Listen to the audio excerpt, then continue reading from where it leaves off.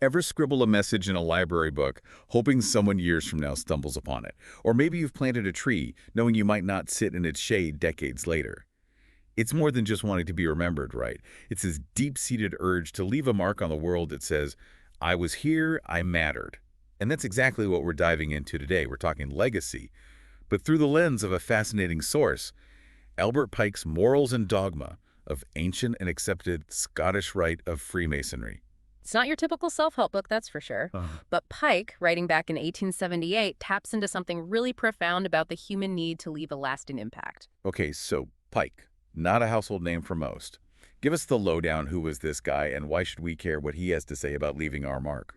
Well, Pike was this complex figure, lawyer, poet, Confederate general, and a leading Freemason. But in Morals and Dogma, he's grappling with this universal desire to make a difference that outlives us. And he's not just talking about the big shots as history, Yeah, right? exactly. Pike dives into how even seemingly ordinary people can create ripples that shape the future. He uses this example of a Spartan mother handing her son his shield and saying, "Return with it or on it."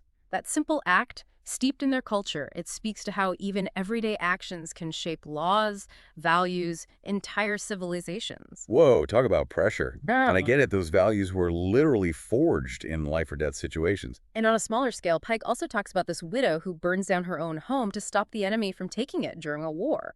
Can you imagine making that choice?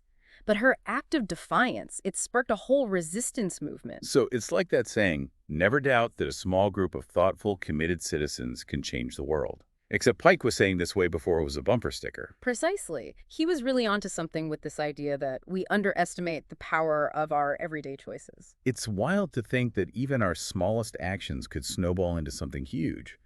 But Pike doesn't stop there, does he? He goes beyond just physical actions and dives into the world of ideas. Right.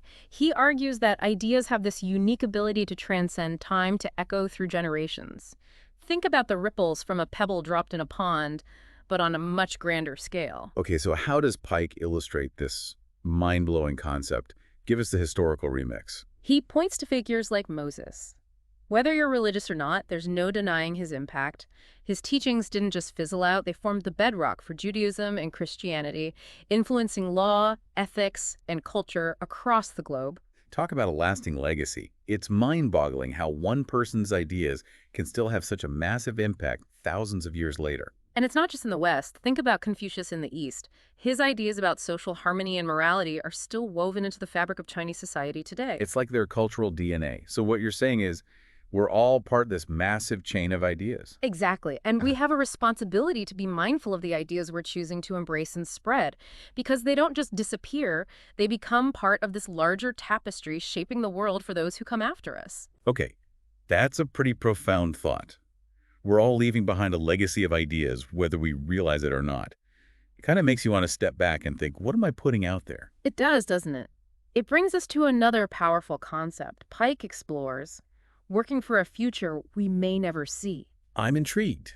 Break that down for us. What does he mean by that, and how does it tie into this whole legacy thing? Imagine planting an acorn, knowing it'll take decades to become a mighty oak. You might not be around to enjoy its shade, but you're planting it anyway. That's the essence of what Pike is talking about. Wow, that's a beautiful analogy. It's that selfless act of contributing to something larger than yourself, even if you don't get to see the final product. Exactly. It's about recognizing that true fulfillment comes from knowing you're making a difference, even if the payoff is generations away. Okay, but let's be real. It's easy to get discouraged when you don't see immediate results. Yeah. How does Pike say we should deal with that? That's where patience and perseverance come into play. He uses examples from nature, like the formation of continents. They weren't built in a day, right? Definitely not. It took millions of years of slow, grinding geological processes. I can barely commit to a year-long gym membership. Exactly. But think about the end result, something breathtakingly massive and magnificent. Pike's point is, nature teaches us that some of the most awe-inspiring things take time, and we shouldn't get disheartened by slow progress. So we're talking about playing the long game, right? Trusting that our efforts will eventually bear fruit, even if we're not around to see the whole harvest. Yeah, it's more about finding satisfaction in the act of creation itself, knowing you're contributing to something much bigger than yourself. It's like that saying, a society grows great when old men plant trees whose shade they know they shall never sit in. Exactly. And Pike, he uses a similar analogy. He compares the impact of our actions to like raindrops forming rivers that eventually flow into this vast ocean. It's a beautiful way to visualize how our individual contributions, however small, become part of this larger, ever-flowing current. Okay, so we've covered a lot of ground here, from Spartan mothers to rain-filled oceans. What's the takeaway for our listeners? How do we translate this idea of legacy into our everyday lives?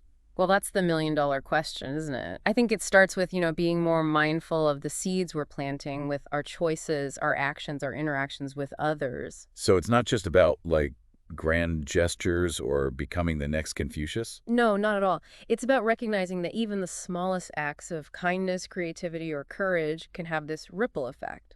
We might not see it, but that doesn't make it any less real. Yeah. It's like those pay-it-forward chains. You buy someone coffee, and they, in turn, do something nice for someone else, and on it goes. Precisely. And those ripples, those chains of positive impact, that's what ultimately forms our legacy. So as we wrap up this deep dive, I'm left with this question. What seeds are you planting with your life? What impact do you hope to have on the world, even in your own small corner of it? Think about those everyday acts of courage, those moments where you choose kindness, those times you dare to be a little more creative. That's your legacy in the making. This has been an amazing deep dive. I don't know about you, but I'm feeling inspired to go out there and plant some seeds.